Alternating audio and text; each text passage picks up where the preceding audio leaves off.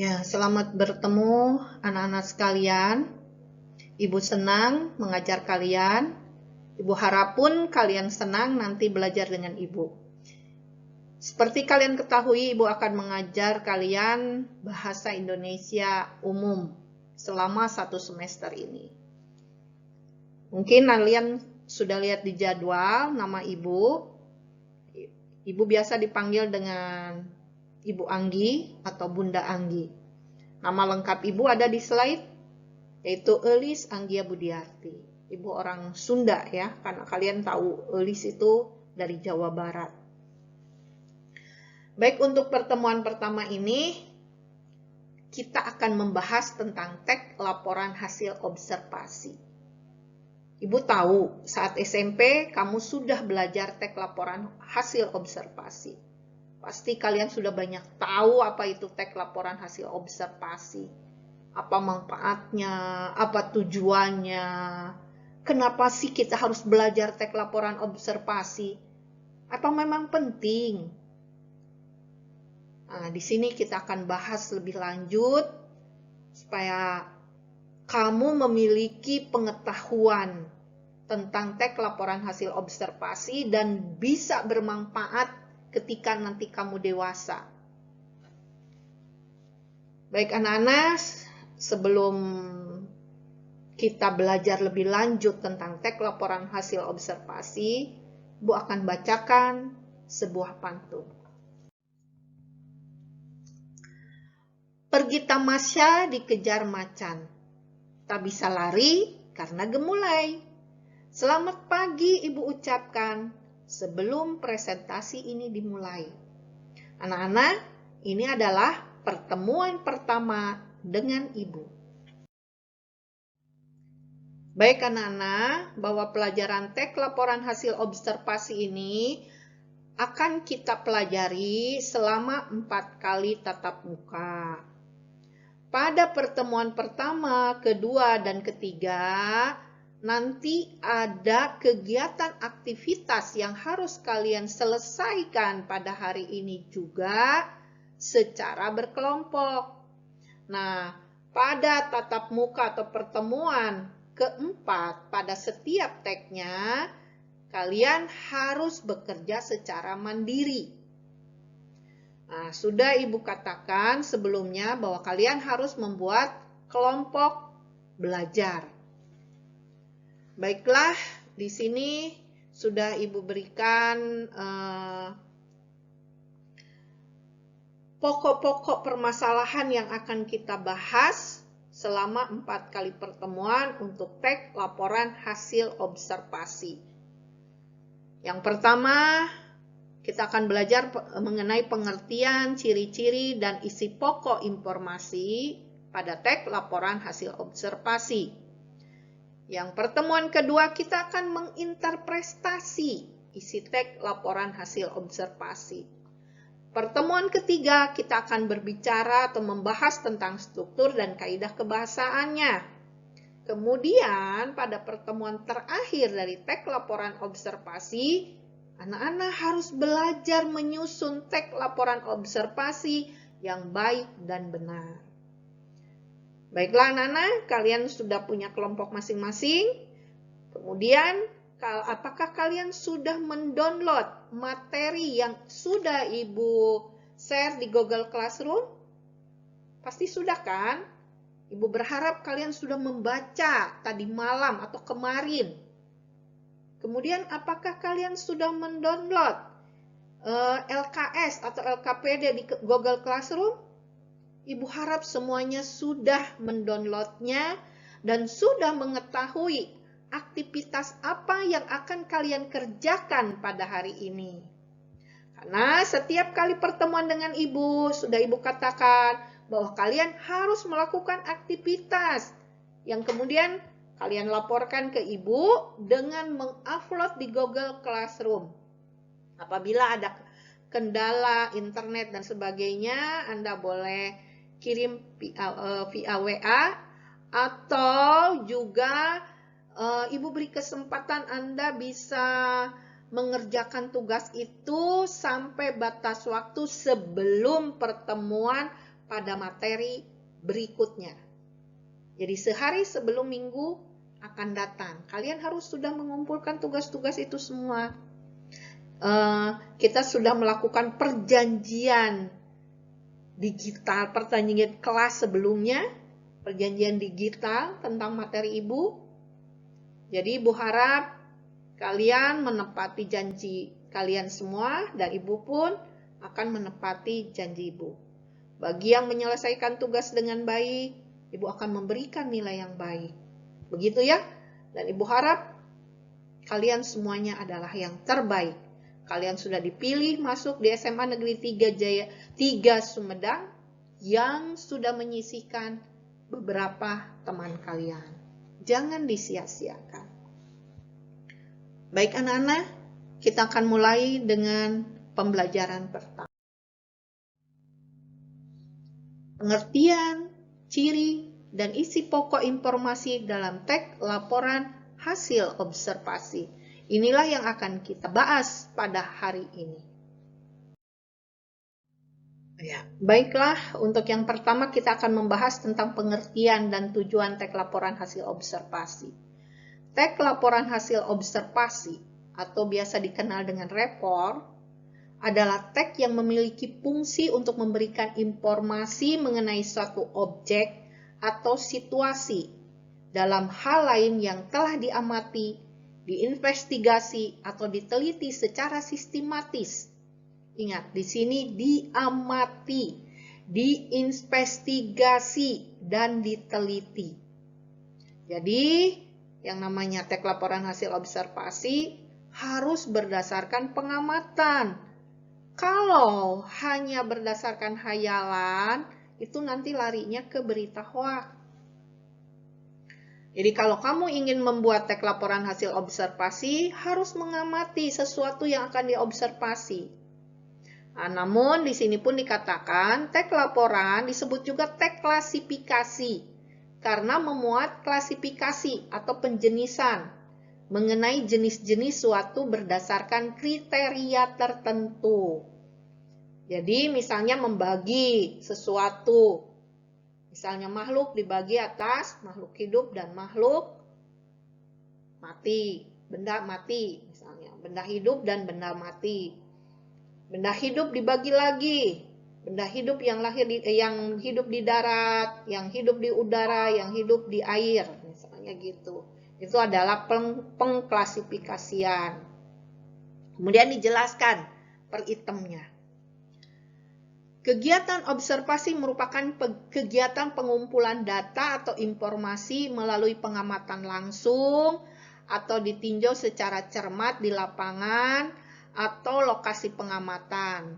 Kegiatan ini dilakukan untuk memperoleh informasi tentang tingkah laku, keadaan, kondisi, atau situasi dari objek yang diteliti. Jadi kalau kamu mau mengobservasi langsung di lapangan, silakan. Nah, atau kamu melakukan observasi dengan membaca berbagai buku yang valid, yang sudah diketahui kebenarannya. Ya, silakan, begitu ya.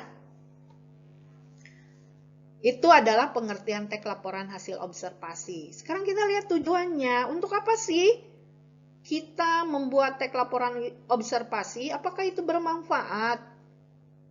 Nah, membuat Anda pandai membuat laporan hasil observasi sangat bermanfaat kelak jika kamu bekerja atau kamu hidup nanti setelah dewasa. Karena apa manfaatnya? Satu, memberikan informasi secara objektif dan faktual sesuai dengan hasil pengamatan. Mungkin suatu saat kamu kerja di suatu perusahaan, kemudian bos menyuruh kalian membuat laporan tentang perusahaan. Nah, itu laporan kamu itu merupakan laporan hasil observasi. Kamu melaporkan secara objektif, faktual, sesuai apa yang diamati dari perusahaan tersebut. Kemudian kedua, memberikan informasi terbaru. Ya, kalau dimintanya yang laporan sekarang tentu yang terbaru. Kecuali ada permintaan, buat laporan 3 tahun yang lalu misalnya. Tapi biasanya diminta tuh laporan terbaru ya. Mengatasi suatu persoalan. Ini jika ada laporan, kemudian terjadi sesuatu hal, misalnya ini perkembangan COVID di Sumedang ini meningkat. Di sana dari hasil laporan itu akan ada tindakan untuk mengatasi persoalan itu. Kemudian akan ada tindakan untuk mengambil keputusan yang lebih efektif bagaimana menekan penyebaran COVID di Sumedang. Kemudian melakukan pengawasan dan atau perbaikan. Oh, mungkin sistemnya, sistem pencegahan COVID di Sumedang ini belum efektif, perlu pengawasan seperti apa? Nah, mungkin seperti itu untuk supaya tidak menyebar. Nah, seperti itu ya. Jadi untuk mengetahui perkembangan suatu permasalahan sehingga mengambil keputusan yang efektif, melakukan pengawasan, dan akhirnya ada perbaikan. Itu semuanya berasal dari laporan hasil observasi. Berarti betapa pentingnya kalian bisa membuat tag laporan hasil observasi. Ingat, ketika tag laporan observasi Anda salah, jadi laporan Anda yang diberikan ke atasan itu salah, maka penanganan pun akan salah. Perbaikannya pun akan salah. Dan hasilnya tidak sesuai yang diinginkan.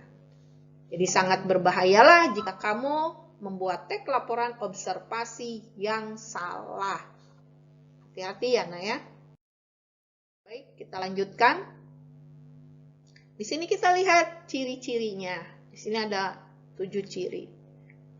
Pertama, bersifat objektif, global, dan universal. Ya, tadi dikatakan harus objektif. Tidak boleh berbohong, apa adanya. Global, berarti menyeluruh. Universal, bisa diterima oleh semua orang, begitu. Kemudian objek yang dibicarakan atau dibahas adalah objek tunggal. Jadi satu tag laporan hanya membicarakan satu objek tunggal, satu ide. Jangan bercabang-cabang sehingga nanti laporannya amburadul gitu. Kalau kamu ingin membicarakan tentang laporan keuangan di suatu perusahaan, ya laporan keuangan saja. Jangan ditambah dengan laporan absen pegawai begitu. Nanti amburadul, yang ini tidak selesai, pembahasan yang satu pun tidak selesai. Jadi kalau ada 2 pokok yang akan kamu bicarakan, buatlah 2 laporan. Begitu ya maksudnya di sini. Kemudian ditulis secara lengkap dan sempurna.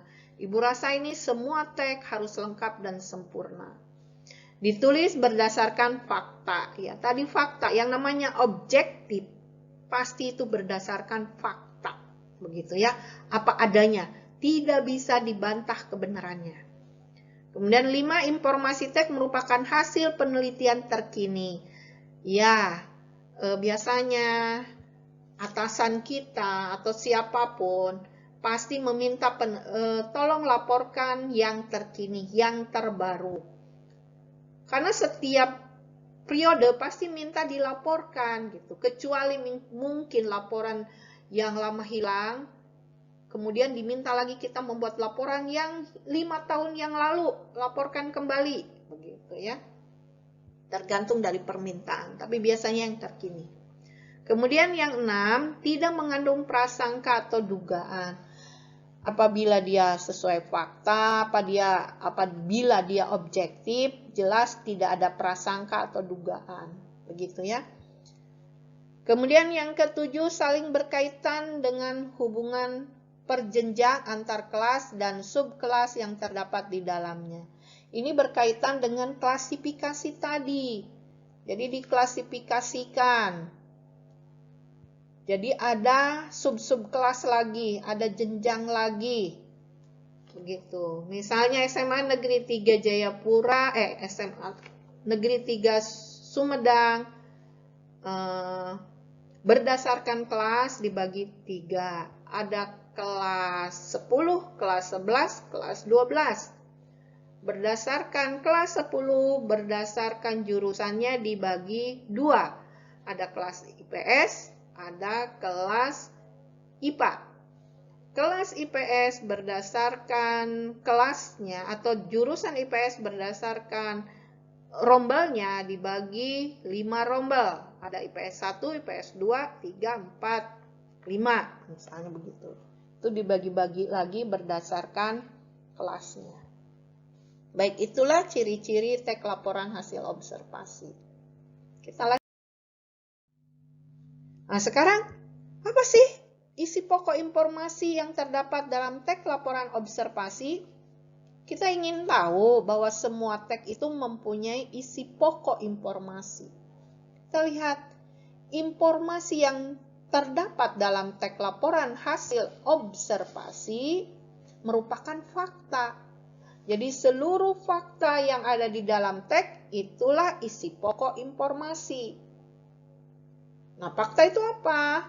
Tadi Ibu jelaskan, fakta adalah peristiwa yang benar-benar terjadi. Fakta menunjukkan kebenaran informasi. Fakta merupakan kenyataan yang tidak terbantahkan kebenarannya. Nah, sekarang pernyataan itu apa?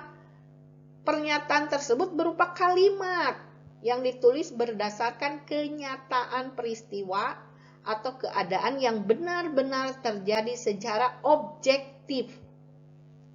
Terus objektif itu apa? Objektif berarti dapat ditangkap oleh indera dan mengandung kepastian. Nah, jadi fakta yang secara objektif yang mengandung peristiwa itulah isi pokok informasi. Dalam satu paragraf, ketika Anda diminta mencari pokok informasi, carilah kalimat yang mengandung fakta. Peristiwa yang mengandung fakta, itulah informasi. Baik, kita lanjutkan. Ya, coba perhatikan contoh teks laporan hasil observasi yang berkaitan dengan materi sosiologi, yaitu perubahan perilaku. Judul yang Ibu berikan adalah perubahan perilaku kehidupan remaja perkotaan di Kabupaten Sumedang. Nah, perhatikan di sini ada pernyataan umumnya. Pernyataan umum di sini menjelaskan apa sih yang dimaksud dengan remaja perkotaan di Kabupaten Sumedang itu. Kemudian dilanjutkan paragraf berikutnya adalah deskripsi bagian. Ini menjelaskan ada 2 paragraf yang setiap paragrafnya menjelaskan satu pokok permasalahan perubahan perilaku. Yang pertama adalah pergeseran penggunaan bahasa. Kemudian yang kedua adalah penggeseran anak remaja dulu dengan sekarang ketika kebiasaan nongkrong atau berbelanja. Kemudian diakhiri dengan deskripsi manfaat. Apa sih manfaatnya teks ini? Ini ada 4 paragraf. Nah, berdasarkan teks ini, silakan anak-anak mengerjakan aktivitas secara berkelompok. Kemudian nanti hasil kerja aktivitas kalian di-upload di Google Classroom. Nah, sebelum pembelajaran berakhir, kita akan membicarakan kembali hasil kerja kalian. Ya, coba perhatikan anak-anak sekalian. Aktivitas yang kalian kerjakan yang pertama adalah cermati teks laporan hasil observasi yang perubahan perilaku tadi.